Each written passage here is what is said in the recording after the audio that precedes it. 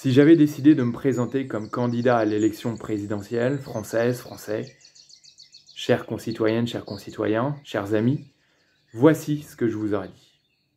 La France va mal, ou plutôt la France se dit et se redit à répétition qu'elle va mal. Alors où en sommes-nous? Où en êtes-vous? Je comprends votre souffrance, je la comprends avec ma tête et avec mon cœur. Je ne la vis pas et pourtant, je comprends dans mes triples angoisses de devoir régler son loyer, je comprends la détresse de ne pas savoir si l'on aura un travail le mois suivant. Je vois la difficulté de certains à juste vivre, ou devrais-je dire survivre.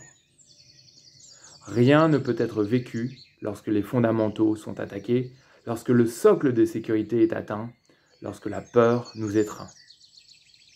Au-delà de votre angoisse individuelle, ou pour votre famille et vos proches, je comprends et parfois je partage votre inquiétude pour notre pays, et plus encore notre esprit collectif. Je comprends bien que vous êtes nombreux à douter de nos valeurs, de notre liberté, de notre égalité, et surtout de notre fraternité. Y a-t-il liberté lorsque l'on lutte pour sa survie? Liberté de se battre contre le courant nuit et jour pour ne pas être emporté? Y a-t-il liberté lorsque l'on ne peut voyager, danser, se réunir en sérénité sanitaire? Y a-t-il liberté lorsque nos marges de manœuvre sont limitées par l'endettement, les intérêts individuels, le sentiment d'insécurité et l'urgence climatique? Y a-t-il égalité lorsque, suite à la pandémie, les écarts de richesse se creusent et lorsque les plus pauvres comme les plus riches se sentent lésés? Y a-t-il égalité lorsque les femmes gagnent moins que les hommes à travail égal, lorsque les écarts de rémunération sont d'un facteur 1000 à l'intérieur d'une même organisation, ou lorsque l'origine ethnique conditionne l'embauche en entreprise, lorsqu'à 3 ans, en rentrant à l'école, certains enfants parlent à peine français? Y a-t-il enfin fraternité lorsqu'un petit nombre refuse de se faire vacciner et mettent au bord de la rupture nos soignants? Y a-t-il fraternité lorsque nos premiers partages sont la peur, lorsque la contagion principale est l'anxiété, lorsque des minorités, des ethnies, des religions sont désignés responsables de tous nos maux? Alors oui, nos valeurs sont à risque. Nous ne sommes pas pleinement libres. Nous ne sommes dans les faits pas égaux en conditions de vie, ni même égaux en droit. Et enfin, nous sommes paralysés dans notre fraternité. Autre source d'inquiétude collective, nous ne sommes plus le grand pays d'avant, c'est-à-dire grand de la manière d'avant. Alors quelle promesse vous faire? Vous dire que la route sera facile? Non. De nombreux cols escarpés et virages dangereux encore devant nous. Vous rassurer que nous retrouverons la grandeur d'antan? Je suis sûr que non, car nous inventerons autre chose. Flatter vos peurs et vous promettre que la France et vous-même serez sauvés, surtout pas, car ce serait vous infantiliser. C'est vous, c'est nous, qui détenons la solution collectivement, et non pas en nous opposant les uns aux autres. Nous avons tout d'abord un choix à faire, ensemble. Quelle vision de l'homme avons-nous? Oui, car derrière tout projet politique se cache une vision de l'homme. Pensez-vous que l'homme et la femme sont tricheurs, fainéants, voleurs, tirent au flanc, émus seulement par leur intérêt personnel? Ou pensez-vous que l'homme et la femme sont dignes de confiance, curieux, fraternels, courageux, attentifs à leur prochain? Et avant de répondre à cette question trop vite, rappelez-vous que vous parlez aussi de vous-même et que probablement votre avis sur la condition humaine reflète votre regard sur votre propre personne.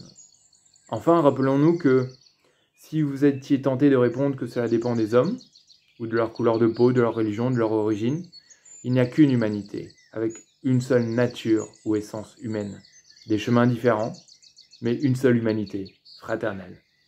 C'est la place que l'on accorde, que l'on a accordée à un homme, ou dont on l'a privé, qui permet à celui-ci de révéler son essence humaine.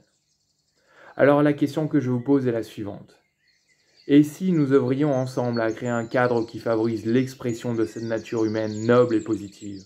Car effectivement, l'expression de cette belle condition humaine est parfois empêchée par le besoin, la peur, la frustration, le manque de vision d'avenir pour soi-même ou de projets collectifs.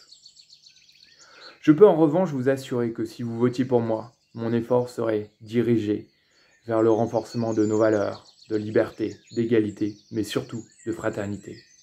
et œuvrer ainsi à une France heureuse, oui j'ose le dire, une France heureuse. Je peux également vous dire que si nous ne sommes plus le grand pays d'avant, nous sommes déjà le grand pays de maintenant. Nous sommes surtout le grand pays de demain.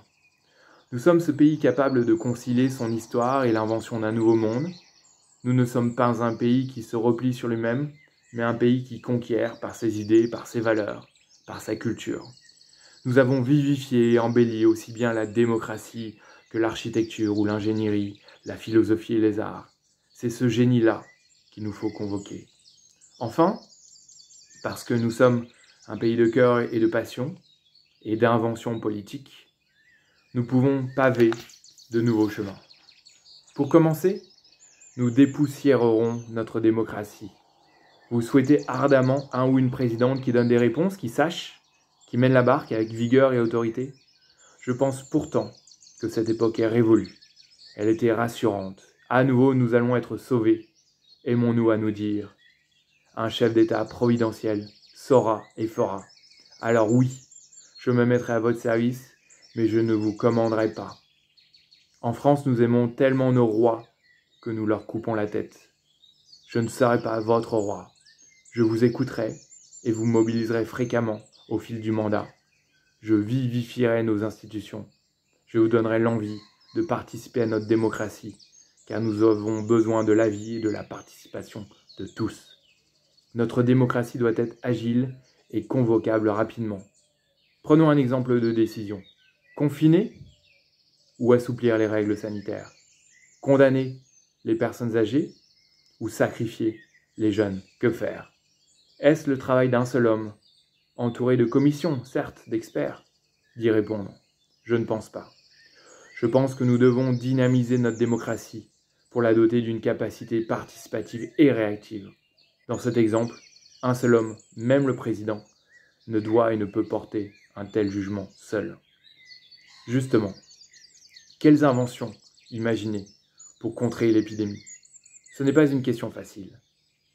Nous conjuguerons savoir des scientifiques et votre intelligence de la vie pour mettre au point ou nous procurer des vaccins de deuxième génération qui diminuent la transmission du virus en plus de la gravité de la maladie, des traitements antiviraux pour atténuer les formes critiques, et enfin, des manières de vivre ensemble qui font la part belle à la santé et à la liberté. Nous imaginons notre propre cocktail pour une sérénité sanitaire, afin que si adversité il doit y avoir, la vie reste belle. En plus de réenchanter la République et de trouver une forme de troisième voie sanitaire, nous inventerons de nouvelles entreprises, libres, humanistes, fraternelles, à mission et compétitives.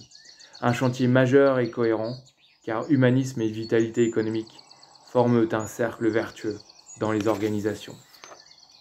Nous placerons l'écologie au cœur de notre société, dans toutes les sphères, et nous le ferons avec une double ambition. Accepter l'urgence et se faire peur pour agir, et dans le même temps, trouver des chemins de motivation désirables, puissants et naturels vis-à-vis de l'environnement, pour que l'écologie soit un combat nécessaire, mais aussi une aspiration profonde. En d'autres termes, nous inventerons une fraternité vis-à-vis du vivant. À l'école, nous avons déjà toutes les réponses, mais elles manquent de lisibilité, de crédibilité et d'adhésion. Alors nous accélérerons les expérimentations et les projets pilotes. Nous les évaluerons de manière scientifique sans idéologie. Puis nous embarquerons plus largement la preuve du terrain à l'appui. Et surtout, les expérimentations que nous lancerons seront autour de l'empathie, de la connexion à la nature, de la fraternité, des compétences émotionnelles, du goût d'apprendre, de l'orientation professionnelle et de l'engagement. Autant de chemins éducatifs clés pour apprendre à apprendre, trouver un métier, en vivre et s'y épanouir. Nous œuvrerons pour une plus grande équité vis-à-vis des femmes et nous le ferons avec ardeur parce qu'une société plus équitable, femmes-hommes, est aussi plus fonctionnelle, mais surtout plus heureuse, aussi bien pour les hommes que pour les femmes. Nous développerons de nouveaux secteurs d'avenir pour cette France de demain. Une économie de la connaissance, c'est-à-dire du savoir, du digital, de la culture, de la recherche et de l'éducation. Une économie de la terre, mais aussi de la mer, c'est-à-dire de l'agriculture, de l'alimentation et du vivant. Une économie d'énergie, tout autant qu'une économie de l'énergie. Et enfin, une économie de la personne, c'est-à-dire du soin, du care, des services aux humains. Voici quelques exemples de grandes routes que nous emprunterons ensemble.